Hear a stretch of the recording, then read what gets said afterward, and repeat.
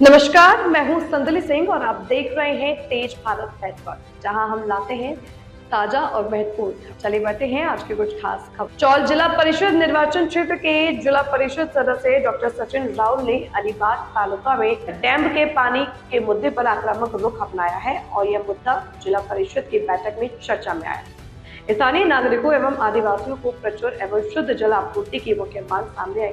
संकेत है कि इस बैठक में उमठे बांध के जल प्रबंधन को लेकर सकारात्मक चर्चा हुई। इसमें जल भंडारण वितरण प्रणाली में सुधार, गाद हटाने के साथ ही रिसाव रोकने के उपायों पर जोर दिया गया। वर्तमान स्थिति को देखते हुए जल की कमी की समस्या गंभीर मानी जाती है। इस समय मांग की गई कि प्रशासन इस संबंध में तत्काल कदम उठाए। डॉक्टर सचिन राउल ने कहा कि भविष्य में जल आपूर्ति के लिए ठोस योजना की जरूरत है। अनेक विषयावर सकारात्मक चर्चा झाली होती, पण अध्यक्ष महोदय त्या चर्चेच्या शेवटी महिलांनी एकच ठाम भूमिका मांडली, जोपर्यंत पाण्याचा प्रश्न सुटत नाही तोपर्यंत बाकी सगळं शून्य आहे। अध्यक्ष महोदय, जेव्हा आम्ही मतदारसंघात जातो तेव्हा प्रत्येक जनसामान्याची हीच भावना आहे। अध्यक्ष महोदय, माझ्या चौल मतदारसंघामध्ये उमटे धरणातून वरंडे, चौल, वेवडंडा, नागाव, आक्षी या ग्रामपंचायत हद्दीमध्ये नागरिकांना पाणी पुरवठा होतो। उमटे धरण 1978 साली सुरू झालं। या धरणाची पाणी साठवण्याची क्षमता सुमारे 87 दशलक्ष घनफूट आहे। आज जवळपास 48 वर्ष पूर्ण झालीत, पण अत्यंत गंभीर बाब म्हणजे या 48 वर्षात एकदाही धरणाचा गाळ काढला गेलेला नाहीये।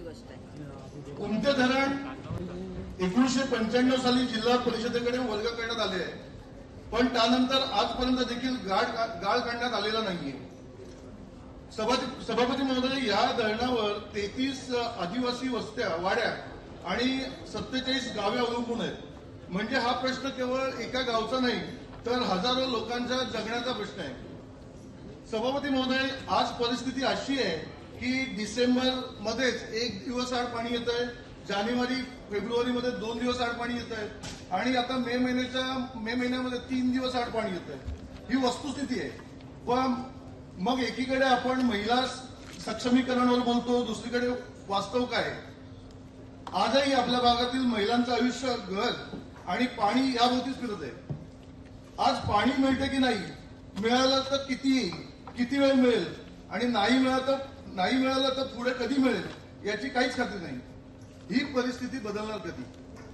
अध्यक्ष महोदय, आपण इथे मोठ्या विकासाच्या योजना प्रकल्प घोषणा करतो, पण माझा सरळ प्रश्न आहे की मूलभूत गरजा पूर्ण होत नसेल तर हा विकास नक्की कोणासाठी? हा तोच भाग आहे जिथे लाखो पर्यटक येतात, हा तोच भाग आहे जिथे मोठे प्रकल्प उभे राहतात। नागावमध्ये स्वप्नातील शहर म्हणजे हिरानंदिनी सारखा प्रोजेक्ट येतोय। सध्या तिथे गावाला पाणी मिळत नाहीये आणि हा असा एक प्रकल्प येतोय, त्या प्रकल्पाला परमिशन मिळते, गाव वसवला जाणार आहे, टाउनशिप होते, तर तिथे पाण्याचा प्रश्न कसा सोडवणार? त्या प्रकल्पासाठी पाण्याचा स्रोत कोणता असेल? स्वतंत्र जल योजना आहे का त्याच्यासाठी?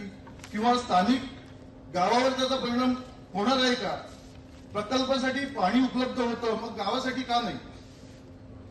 सभापती महोदय, आपण ज्या सभागृहात बसलो आहोत त्यापासून अवघ्या 10 किलोमीटर अंतरावर लोक पाण्यासाठी त्रास सहन करत आहेत। ही अत्यंत गंभीर बाब आहे। ही परिस्थिती आपण अजून किती दिवस चालू ठेवणार?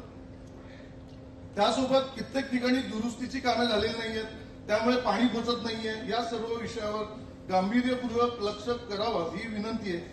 आणि विकासाच्या योजना महत्वाच्या आहेतच, पण त्या तेव्हाच अर्थपूर्ण आहेत जेव्हा प्रत्येक घरात पीण्याचं पाणी पोहोचेल। यह थी आज की मुख्य खबर तेज भारत नेटवर्क के साथ। अगर आपको वीडियो पसंद आई हो तो इसे लाइक करें, कमेंट करें, शेयर करें। धन्यवाद।